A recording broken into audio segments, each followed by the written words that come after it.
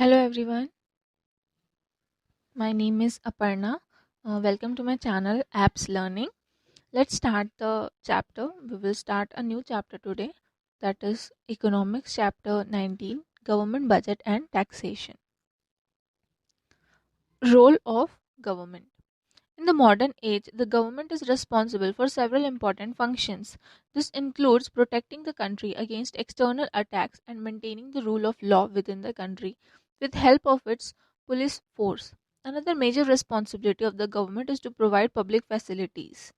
The special characteristics about public facilities is that once they are set up, they can be used by everyone. For example, if electricity is supplied to an area, it can benefit all the people living in the area.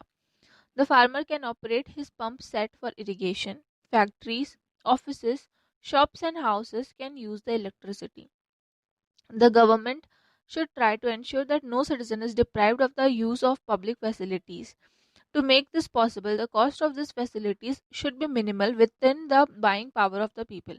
Only then they can enjoy the enjoy and पे this facilities. ठीक है, देखिए government का role क्या होता है. आज के टाइम पे मॉडर्न एज, हमारा जो मॉडर्न एज है उसमें गवर्नमेंट हर एक चीज़ के लिए, बहुत सारे इंपॉर्टेंट फंक्शंस के लिए क्या होती है, रिस्पॉन्सिबल होती है. हमारे हम हमारी कंट्री को जो भी एक्सटर्नल अटैक्स होते हैं, कोई अगर जैसे कि आपका हमारी जो पड़ोसी देश जो है अटैक करता है, जैसे कि आपका क्या हो गया, पाकिस्तान अटैक कर रहा है या चाइना अटैक कर रहा है, तो इन सबको मतलब मीन्स हमारी कंट्री को बचाने का काम भी क्या रहता है, आपका गवर्नमेंट का रहता है.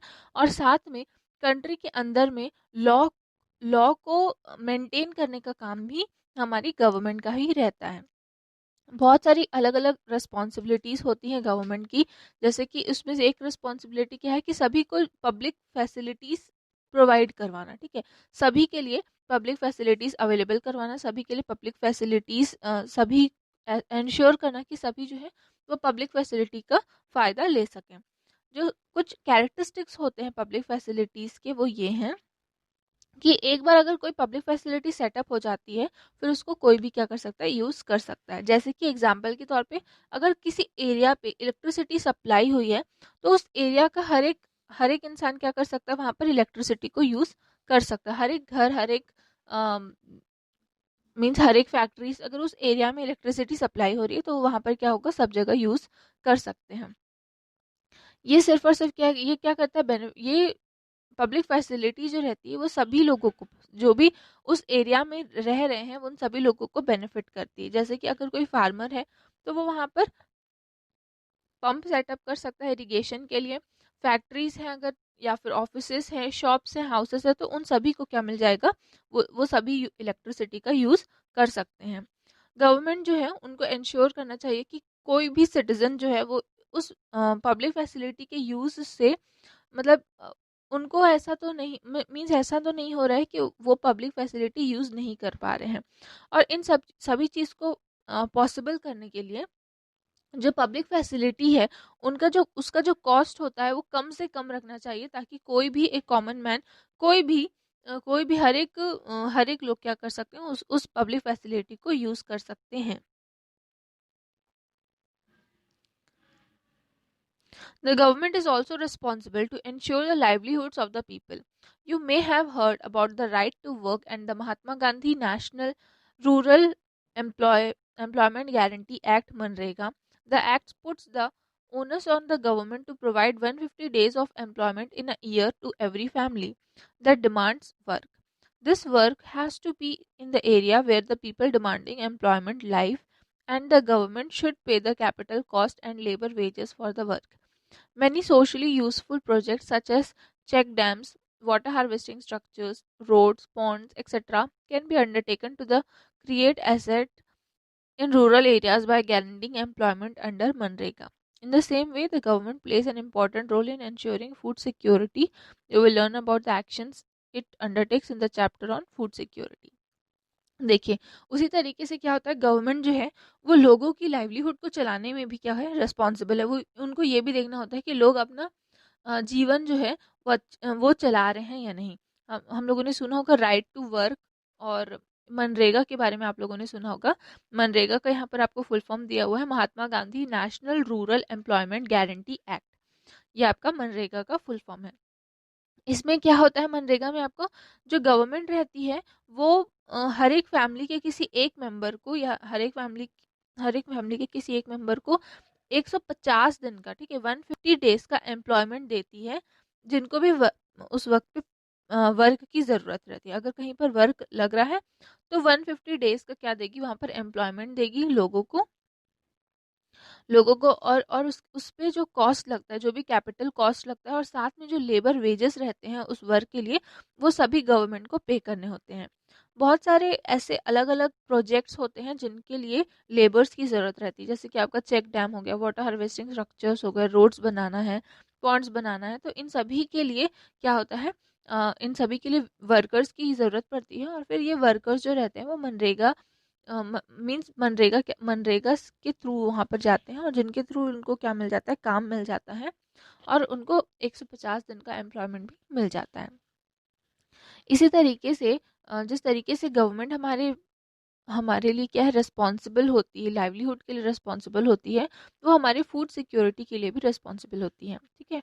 तो ये वो जो फूड सिक्योरिटी के लिए कैसे रिस्पॉन्सिबल है, ये हम अपना नेक्स्ट चैप्टर में देखेंगे। इसके बाद का जो चैप्टर है वो आपका फूड सिक्योरिटी वाला चैप्टर है। तो नेक्स्ट चैप्टर में हम फूड सिक्योरिटी के बारे में देखेंगे। आगे देखते हैं। The government of India has played an important role in establishing heavy industries in the past, such as heavy engineering, electricity generation, steel production, and petroleum refineries. Without these basic industries, it would have been difficult to industrialize the country. Farm production, too, has increased only because of agricultural extension activities in rural areas and the investments made in developing irrigation facilities. Government of India ने काफ़ी ज़्यादा important role play किया है heavy industries को setup करने के लिए भी। पास्ट में मीन्स पहले, बहुत पहले ही हैवी इंडस्ट्रीज़ को सेटअप करने के लिए भी गवर्नमेंट ऑफ इंडिया का क्या रहता है, आपका रोल रहता है। जैसे कि हैवी इंजीनियरिंग इंडस्ट्री हो गया, इलेक्ट्रिसिटी जनरेशन हो गया, स्टील प्रोडक्शन, पेट्रोलियम रिफाइनरीज, ये सारे क्या आते हैं, आपका हैवी इंडस्ट्रीज़ के अंडर में आते हैं। और कहीं ना कहीं गवर्नमेंट ऑफ इंडिया ने एक इम्पॉर्टेंट रोल प्ले किया है इन सभी इंडस्ट्रीज़ को स्टैब्लिश करने के लिए। अगर ये सारी इंडस्ट्रीज़ नहीं होती तो हमारी कंट्री को इंडस्ट्रियलाइज करना क्या हो जाता, बहुत ज़्यादा मुश्किल हो जाता। फार्म प्रोडक्शन के लिए भी गवर्नमेंट ने काफ़ी ज़्यादा रोल प्ले किए हैं। फार्म प्रोडक्शन के लिए एग्रीकल्चर जो क्या हुआ है वो बढ़ा है। वो क्यों बढ़ा है, क्योंकि इरिगेशन फैसिलिटी को डेवलप कर पाए हैं। मीन्स इन्वेस्टमेंट्स किए गए हैं, गवर्नमेंट ऑफ इंडिया ने कुछ इन्वेस्टमेंट्स किए हैं ताकि वो हर घर तक में या हर एक फार्म तक में क्या पहुंचा सके, इरिगेशन पहुंचा सके। इरिगेशन फैसिलिटी अवेलेबल करने के लिए बहुत सारे वर्क जो हैं वो किए हुए हैं। The government also has an important regulatory function. It enacts law to control and regulate trade. For example, the packaged food you buy carries an FSSAI stamp. It means the packaged food sold in shops by companies complies with the safety standard approved by the Food Safety and Standard Authority of India. It means that FSSAI is answerable for public health security. Hence, it monitors all food stuff under various laws and regulations to ensure it is safe for human consumption. देखिए, government of India क्या करती है, government of India का बहुत ज़्यादा important function regulatory, बहुत ही ज़्यादा important function है कि उनको रेगुलेट करना है, हमारी पूरी कंट्री को क्या करना है, अच्छी तरीके से चलाना है। तो उसके लिए गवर्नमेंट क्या करती है, लॉस बनाती है। मीन्स गवर्नमेंट हाँ, गवर्नमेंट जो है वो लॉज बनाती है कंट्रोल करने के लिए, और साथ में ट्रेड को रेगुलेट करने के लिए, किस तरीके से हमारा जो ट्रेड है वो चलेगा, और उसके लिए क्या क्या रूल्स होने चाहिए, क्या क्या लॉज होने चाहिए, ये सभी जो है वो भी गवर्नमेंट ही बनाती है। जैसे कि आपने देखा होगा, कोई भी जब आप फूड पैकेट रहता है तो आपके पीछे पीछे में एक FSSAI का स्टैम्प रहता है। ये देखिए, ये आपका साइड में आपका स्टैम्प दिया हुआ है, ये आपका क्या है, स्टैम्प है। इसका मतलब ये है कि कोई भी अगर पैकेज्ड फूड है जो कि किसी पैक पे आता है, किसी कोई कंपनी उसको सेल कर रही है, तो उनको पहले ही क्या करना पड़ता है, सेफ्टी स्टैंडर्ड्स से अप्रूव करना पड़ता है, जो कि हमारी FSSAI जो है हमारी गवर्नमेंट ऑफ इंडिया, उसको अप्रूव करती है। Food safety and standard authority of India क्या करती है, कोई भी पैकेज्ड फूड को पहले अप्रूव करती है, उसके बाद ही वो आपके आप तक पहुंचता है।